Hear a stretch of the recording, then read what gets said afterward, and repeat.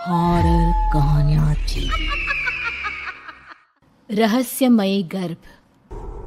60 वर्ष की उर्मिला शहर के बाहरी हिस्से में अपने छोटे से घर में अकेली रहा करती थी। एक रात शहर में बहुत जोर का तूफान आया। जोर जोर से हवाएं और आंधी तूफान के साथ तेज बारिश होने लगी। उन आवाजों को सुनकर कोई भी घबरा जाता, लेकिन उर्मिला घर के सारे खिड़की दरवाजे बंद कर गहरी नींद में सो रही थी। रात के लगभग 12 बजे होंगे कि किसी ने उर्मिला के घर का दरवाजा खटखटाया। दरवाजे के खटखटाने की आवाज सुनकर उर्मिला की नींद खुलती है। आखिर इतनी रात को कौन आया होगा? उर्मिला जाकर दरवाजा खोलती है तो सामने लगभग 26 साल की बेहद सुंदर लड़की को खड़ा देख हैरान रह जाती है। कौन हो बेटा, और इतनी रात को इतने भयंकर तूफान में कहाँ भटक रही हो? चाची, आपने मुझे पहचाना नहीं? मैं आपकी दूर की रिश्तेदार शालिनी। अरे हाँ, बचपन में तुझे देखा था। इतनी जवान हो गई है, कैसे पहचान में आती। लेकिन तू यहाँ क्या कर रही है, और वो भी ऐसी अंधेरी तूफान भरी रात में? उर्मिला की बात सुनते ही शालिनी की आंखों से आंसू बहने लगे। वो फूट फूट कर रोने लगी। ये देखकर उर्मिला को कुछ समझ में नहीं आया और उसने शालिनी का हाथ पकड़कर घर के अंदर आने के लिए कहा। जैसे ही शालिनी घर के अंदर रोशनी में आई, उर्मिला की नजर उसके पेट की तरफ गई, जिसे देखकर ये साफ पता चल रहा था कि वो प्रेग्नेंट है। अरे, तू तो पेट से है। ऐसी हालत में इतने भयंकर तूफान में आधी रात को बाहर भटक रही है।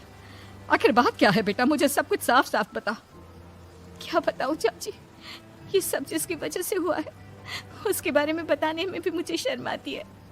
मैंने घर वालों की मर्जी के खिलाफ जाकर एक लड़के से शादी कर ली थी, पर वो शादी के 1 महीने बाद ही मुझे छोड़कर चला गया। छोड़कर चला गया का क्या मतलब? क्या उसके साथ कोई हादसा हो गया? नहीं, उसे कोई दूसरी लड़की पसंद आ गई और मेरी प्रेगनेंसी की खबर सुनते ही उसने मुझे बेसहारा छोड़ दिया।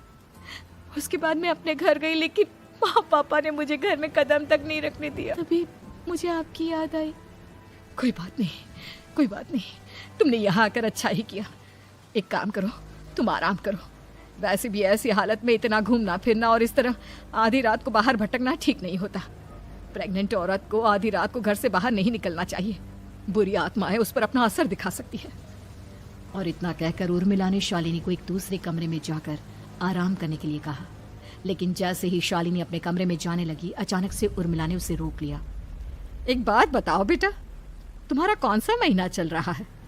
पेट देखकर तो लगता है कि लगभग 6 महीने पूरे हो गए होंगे। उर्मिला की बात सुनकर शालिनी के होठों पर मुस्कुराहट आ गई। चाची जी, अभी सिर्फ 1 ही महीना हुआ है। शालिनी की बात सुन उर्मिला दंग रह गई।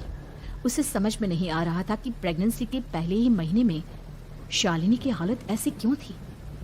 लेकिन फिर उसने बात को नजरअंदाज कर शालिनी को आराम करने के लिए कहा और खुद भी कमरे में जाकर सो गई। अभी कुछ ही घंटे बीते थे कि अचानक से एक बच्चे के बड़े ही अजीबोगरीब बेढंगे तरीके से रोने की आवाजें उर्मिला के घर में गूंजने लगी। उन आवाजों को सुनकर उर्मिला की नींद फिर से खुलती है। ये अचानक बच्चे के रोने की आवाज कहां से आने लगी? उसने उठकर चारों तरफ देखा, पर वहां उसे कोई नजर नहीं आया। उर्मिला घबराते हुए शालिनी के कमरे में गई तो वहां उसे कमरे की दीवार पर एक बेहद खौफनाक साया नजर आया, जिसे देखकर उर्मिला बुरी तरह से घबरा गई। आखिर ये सब क्या हो रहा है? शालिनी, शालिनी उठो! उसने जोर जोर से आवाज देकर शालिनी को जगाने की कोशिश की, लेकिन ऐसा लग रहा था जैसे उसकी आवाज शालिनी तक पहुंच नहीं रही थी। कमरे की दीवार पर एक बहुत बड़ा और बेहद डरावने दिखने वाले इंसान का साया और एक बच्चे के अजीबोगरीब ढंग से रोने और चीखने की आवाजें अब उर्मिला को ज्यादा डराने लगी थी। उर्मिला को शालिनी की चिंता सताने लगी और उसने पूरी ताकत के साथ चीख कर शालिनी को आवाज लगाई, शालिनी! तभी अचानक सब कुछ एकदम पहले जैसा हो जाता है और उर्मिला की आवाज सुनकर शालिनी की नींद खुलती है। क्या हुआ चाची, आप इतनी तेज क्यों चिल्ला रही हैं? आप ठीक तो है ना? अभी मैंने तुम्हारे कमरे में कुछ अजीब सा देखा। तुम ठीक हो ना शालिनी? मुझे यहाँ एक बच्चे के रोने की आवाजें आ रही थी। लगता है आपको मेरी कुछ ज्यादा ही चिंता हो गई है। आपने मेरी प्रेगनेंसी के बारे में कुछ ज्यादा ही सोच लिया होगा। मैं एकदम ठीक हूँ, आप आराम से सो जाइए। इतना कहकर शालिनी ने उर्मिला को फिर से अपने कमरे में जाने के लिए कहा और खुद भी जाकर सो गई। पर अब उर्मिला की आंखों से नींद गायब हो चुकी थी। अगली सुबह जब शालिनी उठी तो वो सीधा उर्मिला के पास आई। गुड मॉर्निंग चाची। तभी अचानक उर्मिला की नजर शालिनी के पेट पर पड़ती है, जिस पर नीले रंग से एक अजीब सी आकृति नजर आ रही थी। शालिनी, ये तुम्हारे पेट को क्या हुआ? मैंने इतनी औरतों को देखा है, ऐसा तो किसी के साथ नहीं होता। शालिनी ने जैसे ही अपने पेट की तरफ देखा तो उसे वहां कुछ भी नजर नहीं आया। चाची कुछ भी तो नहीं है, सब कुछ एकदम नॉर्मल है। आपको क्या अजीब लग रहा है? इससे पहले कि उर्मिला उसके सवाल का कोई जवाब देती, अचानक से शालिनी के पेट में जोर जोर से दर्द होने लगा। वो बुरी तरह दर्द से तड़पने लगी। चाची, चाची। ये सब देखकर उर्मिला बहुत घबरा गई। उसने धीरे धीरे शालिनी के पेट को सहलाना शुरू किया, लेकिन शालिनी का दर्द कम नहीं हुआ। उर्मिला जाकर रसोई से पानी का गिलास लेकर आई और शालिनी को पानी पिलाने की कोशिश करने लगी। ले बेटा, पानी पी ले, तुझे आराम मिलेगा। ले ले। नहीं चाची, मुझे बहुत तेज दर्द हो रहा है। अरे थोड़ा पी ले बेटा। जैसे ही उर्मिला ने शालिनी को पानी पिलाया, उसने देखा कि गिलास में बचा पानी का रंग नीला पड़ गया और शालिनी की आंखें अजीब हो गई।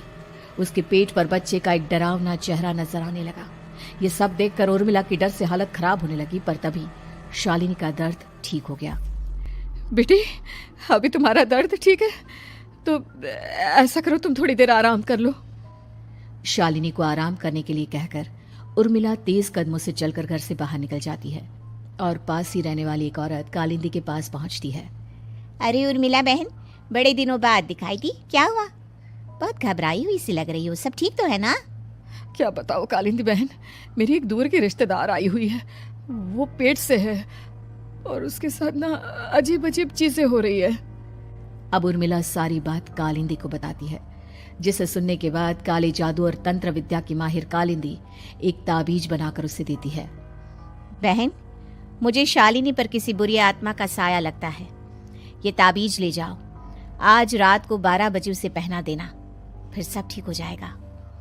उर्मिला ताबीज लेकर घर वापस आती है और अब आधी रात के होने का इंतजार करने लगती है। जैसे ही आधी रात होती है, वो नींद में सोई शालिनी को ताबीज पहना शांति से अपने कमरे में आकर अपने पलंग पर लेट जाती है। अब सब ठीक हो जाएगा। ये सोचकर उर्मिला शांति की एक सांस ही लेती है कि तभी अचानक उसकी आंखों के सामने कुछ ऐसा आता है जिसे देखकर उर्मिला डर से चीखने लगती है। तुम कौन हो? कौन हो तुम? जाओ यहाँ से, जाओ जाओ यहाँ से। तभी उर्मिला की एक जोरदार दर्द भरी डरावनी चीख वहां पर गूंज गई। उर्मिला की आंखों के सामने एक बच्चा खड़ा हुआ था, जिसका पूरा शरीर किसी बूढ़े की तरह नजर आता था, लेकिन मुंह किसी नवजात बच्चे की तरह था। उसकी आंखें गुस्से से लाल थी और वो घूर घूर कर उर्मिला की तरफ देखा जा रहा था। कौन हो तुम? कौन हो? उर्मिला के चीखते ही वो बच्चा जोर जोर से रोने लगा। घबराकर उर्मिला ने अपने हाथों को अपने कानों पर रख लिया। उसकी समझ में नहीं आ रहा है कि आखिर ये सब उसके साथ क्या हो रहा है। कौन हो तुम? कौन हो? क्या चाहते हो मुझसे? जाओ जाओ यहाँ से। आखिर तुम हो कौन?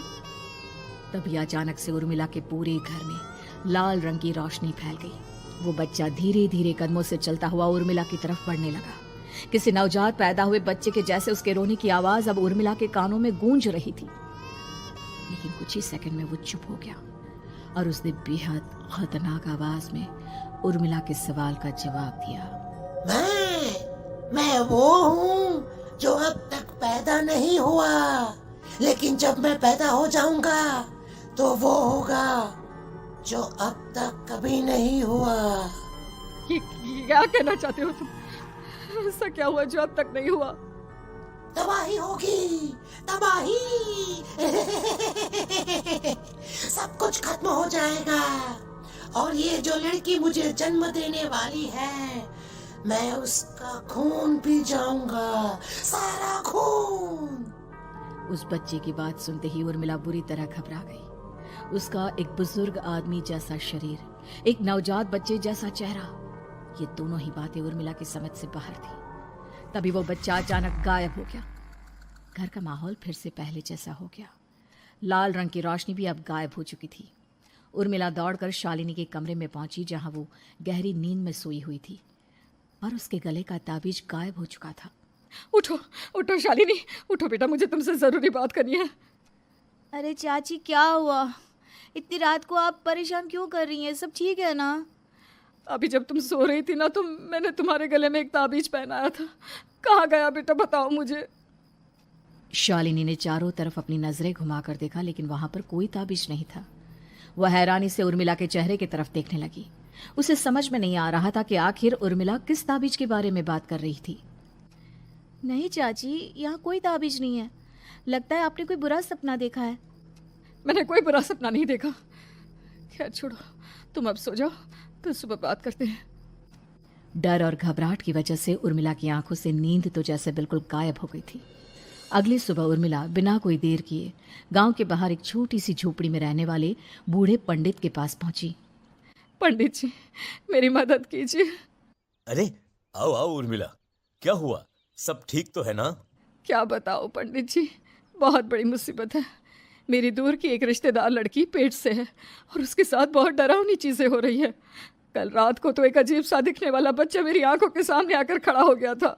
ये तुम क्या कह रही हो? मुझे साफ साफ बताओ कि आखिर तुमने क्या देखा? उर्मिला ने अपने साथ हुई बीती रात की पूरी घटना पंडित जी को बताई, जिसे सुन पंडित जी के माथे पर चिंता की लकीरें उभर आई। अनर्थ होने वाला है, अनर्थ। बरसों पहले भी उस हैवान ने एक लड़की के पेट से जन्म लिया था और उसके बाद उस शहर को पूरी तरह से तबाह कर दिया। कैसी विपदा पंडित जी, कैसे बात कर रहे हैं आप? बताइए मुझे, और इसका उपाय क्या है? इसका उपाय तो है, लेकिन बहुत कठिन है।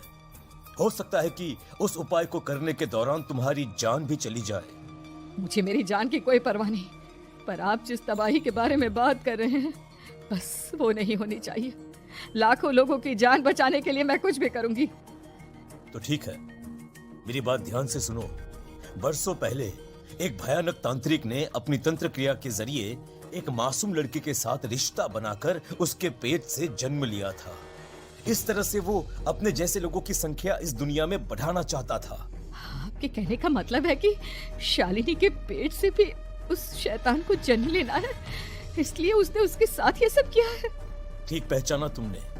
अब मैं तुम्हें एक ऐसा सिंदूर दूंगा जिससे तुम्हें ले जाकर उस लड़की के पेट पर लगाना होगा। क्या ऐसा करने से सब कुछ ठीक हो जाएगा? नहीं उर्मिला, ये सब इतना आसान नहीं। उस लड़की के पेट पर सिंदूर लगाने के बाद तुम्हें उसका पेट काटकर उस हैवान को बाहर निकालना होगा। नहीं पंडित जी, मैं ये सब नहीं कर सकती। मैं भला एक जिंदा लड़की के पेट को अपने हाथों से कैसे काट सकती हूँ? अगर तुमने ऐसा नहीं किया तो कुछ ही दिनों में वो हैवान उस लड़की के शरीर से जन्म लेगा और उसके शरीर के सारे खून को पीकर अपनी ताकत को बढ़ाएगा। उसके बाद वो धीरे धीरे इस पूरे शहर को तबाह कर देगा। यहाँ पर कोई जिंदा नहीं बचेगा। लेकिन अगर मैं उसके पेट को काट दूंगी तो क्या वो जिंदा बच पाएगी? अगर शालिनी को कुछ हो गया तो, अगर उसकी मृत्यु हो गई तो? ऐसा कुछ नहीं होगा उर्मिला, तुम्हें अपने मन को पक्का करके ये काम करना ही होगा। सिंदूर लेने के बाद उर्मिला झोपड़ी से बाहर निकलने ही वाली थी कि तभी पंडित जी ने उसे पीछे से आवाज देकर रोका। उर्मिला, उस लड़की का पेट काटकर हैवान को बाहर निकालना ही काफी नहीं होगा। तुम्हें ध्यान रखना होगा कि ये सब करते हुए उस बच्चे का जो आधा बूढ़े का शरीर है उस पर सिंदूर की एक बूंद भी ना लगने पाए, क्योंकि अगर ऐसा हुआ तो वो तुम्हें और बाकी सबको कच्चा खा जाएगा। पंडित जी की बात सुन उर्मिला की आंखें फटी रह गई और उसके शरीर में डर की लहर दौड़ गई। फिर भी उसने हिम्मत की। ठीक है पंडित जी, मैं पूरी कोशिश करूंगी कि मैं उस हैवान को वहीं के वहीं खत्म कर पाऊं। इसके बाद उर्मिला तेज कदमों के साथ घर वापस आती है। दिन बीतता है, रात का अंधेरा छाने लगता है।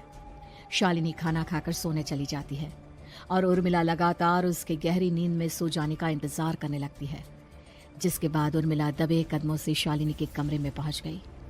मुझे ये करना ही होगा। अब उर्मिला ने धीरे धीरे शालिनी के पेट पर पंडित जी का दिया सिंदूर लगाना शुरू किया। उर्मिला के हाथ बुरी तरह से कांप रहे थे। उसके एक हाथ में चाकू था जिससे वो पेट काटने वाली थी। उर्मिला ने एक नज़र शालिनी के चेहरे की तरफ देखा और फिर डरते हुए उसके पेट पर चाकू चलाना शुरू किया। कमाल है, मैं इसका पेट काट रही हूँ और ये आराम से सो रही है। इसे दर्द नहीं हो रहा क्या? तभी अचानक उर्मिला के कानों में बच्चे की रोने की आवाज सुनाई देने लगी। उसने घबराकर चारों तरफ देखा पर वहां पर कोई नहीं था, बस रोने की आवाज लगातार आ रही थी। उर्मिला बिना रुके लगातार शालिनी के पेट को काटती रही।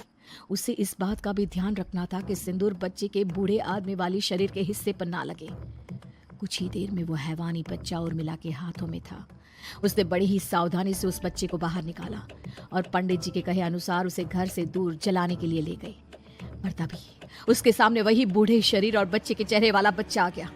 अपनी गोद में और सामने भी बच्चे को देखकर उर्मिला हैरान रह गई। मुझे मारोगी? मुझे इतनी हिम्मत कैसे आ गई तुम्हारी?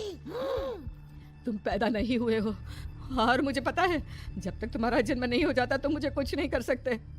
इतना बोलते ही उर्मिला तुरंत उस बच्चे को घास के ढेर पर फेंककर उसमें आग लगा देती है, जिसके तुरंत बाद वो बूढ़े आदमी के शरीर और बच्चे के चेहरे वाला अजीब तांत्रिक का भूत भी वहां से गायब हो जाता है। कुछ देर बाद उर्मिला घर पहुंचती है तो वो ये देखकर हैरान रह जाती है कि शालिनी का पेट अपने आप जुड़ चुका था। शुक्र है भगवान का और उन पंडित जी का, अब सब ठीक हो जाएगा। सुबह शालिनी सोकर उठती है तो अपना पेट देख पूरी तरह घबरा जाती है। चाची, चाची ये सब क्या हो गया? मेरा पेट अचानक कम कैसे हो गया? मेरा बच्चा कहाँ गया चाची? बेटी, वो बच्चा नहीं एक खतरनाक तांत्रिक था जो तुम्हारी कोख से जन्म लेकर सबको मार देना चाहता था। वो पैदा होते ही तुम्हारी जान भी ले लेता, इसलिए मैंने पंडित जी के बताए उपाय से उसका खात्मा कर दिया है। अब सब ठीक है। शालिनी को उर्मिला की बात समझ में नहीं आती, जिसके बाद शालिनी को पूरी बात उर्मिला आराम से समझाती है। अब वो दोनों ही भगवान का शुक्र अदा करती हैं और एक साथ रहने लगती हैं।